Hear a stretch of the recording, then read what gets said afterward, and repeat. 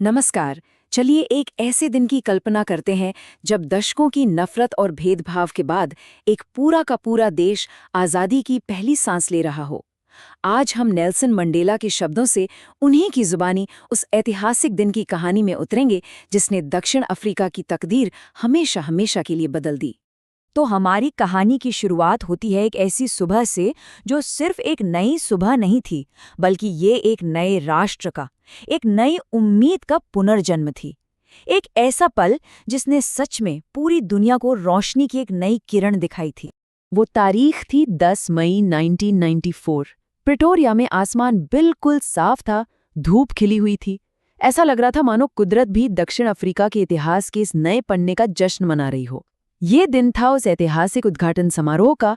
जरा सोचिए, प्रिटोरिया की यूनियन बिल्डिंग्स में 1 लाख से ज्यादा लोगों का हुजूम उमड़ पड़ा था। हर रंग के लोग, श्वेत अश्वेत, एक इंद्रधनुष सा बन गया था। और उनके साथ थे दुनिया भर के 140 देशों के बड़े बड़े नेता। सब मिलकर उस जीत का जश्न मना रहे थे जिसका सपना न जाने कितनी पीढ़ियों ने देखा था। ये दक्षिण अफ्रीका की धरती पर अब तक की सबसे बड़ी और सबसे रंगीन भीड़ थी। फिर समारोह शुरू हुआ। पहले मिस्टर डी क्लर्क, फिर थाबो मुम्बेकी ने उपराष्ट्रपति पद की शपथ ली। और फिर वो पल आया जिसका करोड़ों लोगों को दशकों से इंतजार था। अपनी बेटी जिनानी के साथ मंच पर आए नेल्सन मंडेला। उन्होंने दक्षिण अफ्रीका के पहले अश्वेत राष्ट्रपति के रूप में शपथ ली और उसी पल इतिहास हमेशा के लिए बदल गया। अपनी उस यादगार स्पीच में मंडेला ने एक नए भविष्य का वादा किया। उन्होंने उस असाधारण मानवीय आपदा को याद किया जिसने देश को सालों तक अपनी जकड़ में रखा था।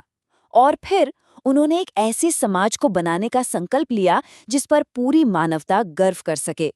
एक ऐसा समाज जो न्याय, शांति और इंसानियत की गरिमा पर टिका हो। लेकिन ये मानवीय आपदा आखिर थी क्या? इस शानदार जीत के पीछे एक बहुत लंबा और दर्दनाक संघर्ष छुपा था। एक ऐसी व्यवस्था जिसे दुनिया रंगभेद यानी अपार्थाइड के नाम से जानती है। अपार्थाइड, जिसका सीधा सा मतलब है अलगाव, एक बहुत ही क्रूर सरकारी सिस्टम था जो नस्लीय भेदभाव को कानूनी तौर पर लागू करता था। 20वीं सदी की शुरुआत में इसे बनाया गया और इसने पूरे समाज को नस्ल के आधार पर बेरहमी से बांट दिया। ये सिस्टम तय करता था कि आप कहाँ रह सकते हैं, कहाँ काम कर सकते हैं, यहाँ तक कि आप किससे प्यार कर सकते हैं। इस सिस्टम में अगर आप श्वेत थे तो आपके पास सारे अधिकार थे, लेकिन अगर आप अश्वेत थे तो आपके पास कोई भी बुनियादी अधिकार नहीं था। ना वोट देने का हक, ना अपनी आवाज उठाने का, और ना ही आम पब्लिक सुविधाओं को इस्तेमाल करने की इजाजत। 27 साल, जरा सोचिए इस नंबर के बारे में।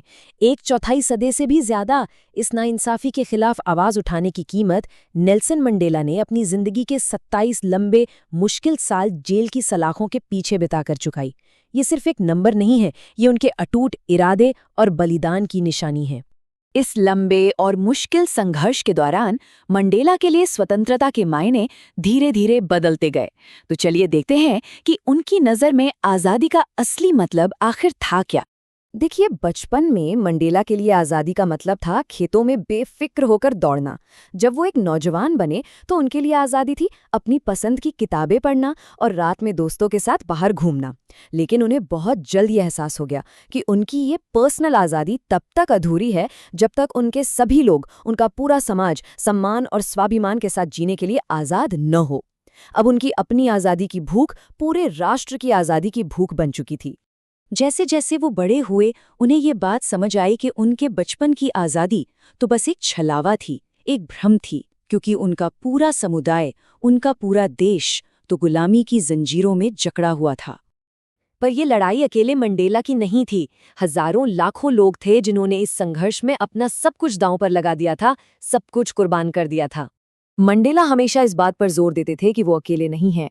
वो तो ओलिवर टैम्बो, वॉल्टर सिसिलू जैसे उन अनगिनत देशभक्तों के कंधों पर खड़े थे जिन्होंने उनसे भी पहले इस संघर्ष की मशाल को जलाए रखा था। वो खुद को उन सभी बलिदानों का नतीजा मानते थे जिनकी वजह से ये नया दिन देखना मुमकिन हो पाया। अपने इन्हीं साथियों की बेहिसाब हिम्मत को देखकर ही मंडेला ने सीखा था कि बहादुर वो नहीं होता जिसे डर नहीं लगता। अरे, बहादुर तो वो होता है जो अपने डर पर जीत हासिल कर लेता है। मंडेला का मानना था कि रंगभेद के इस सिस्टम ने देश और उसके लोगों पर एक बहुत ही गहरा, कभी न भरने वाला घाव छोड़ा है। एक ऐसा घाव जिसे भरने में शायद पीढ़ियां लग जाएंगी। तो चलिए अब वापस लौटते हैं उद्घाटन के उस दिन पर, वो दिन जो एक नए और एकजुट दक्षिण अफ्रीका के प्रतीकों से भरा हुआ था। उस दिन एक ऐसा अविश्वसनीय पल आया जब देश के सबसे बड़े सैन्य जनरलों ने, जिनकी छातियां मेडल से सजी थीं, मंडेला को सलाम किया और अपनी वफादारी की कसम खाई। मंडेला ने मन ही मन सोचा कि अरे, ये तो वही लोग हैं जो कुछ साल पहले उन्हें बिना किसी झिझक के गिरफ्तार कर लेते। ये एक पल एक पूरे युग के बदलने का सबूत था और शायद एकजुटता का सबसे ताकतवर प्रतीक राष्ट्रगान के समय देखने को मिला। उस दिन एक नहीं बल्कि 2 राष्ट्रगान गाए गए। श्वेत लोगों ने पुराना गान नकोसी सिकेले गाया और अश्वेत लोगों ने गणतंत्र का गान डाई स्टेम। मजे की बात यह थी कि कोई भी ग्रुप दूसरे के गान के बोल ठीक से नहीं जानता था, लेकिन ये एक नई शुरुआत का वादा था, एक दूसरे को समझने और सम्मान करने का वादा।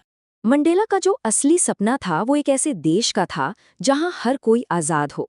सिर्फ वो नहीं जिन्हें दबाया गया था, बल्कि वो भी जिन्होंने दूसरों पर जुल्म किया था, क्योंकि उनका मानना था कि जो दूसरों की आज़ादी छीनता है वो भी तो नफरत का कैदी होता है। नेल्सन मंडेला की ये जीवन यात्रा हमें एक बहुत ही गहरे सवाल के साथ छोड़ जाती है कि कोई राष्ट्र वास्तव में सही मायनों में स्वतंत्र कब होता है।